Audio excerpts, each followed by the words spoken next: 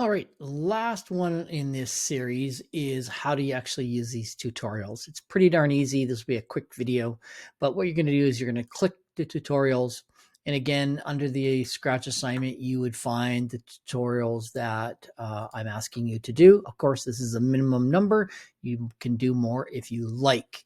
But you can see the first one says getting started. So if I go here and I click on this tutorial getting started, you'll see that this little window comes up. Okay, so there's two ways to use the tutorials. One is you can watch the video play.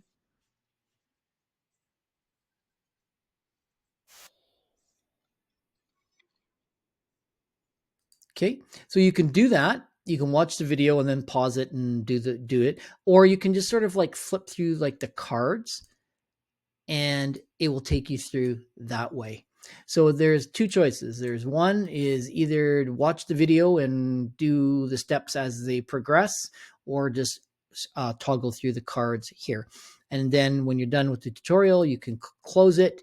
Of course, you're going to name your file, whatever it is appropriate. And then, of course, you are after that are going to save it to your computer. Okay. All right. Again, if you have any questions, you know how to get a hold of me, and hopefully you found this video helpful. Thanks.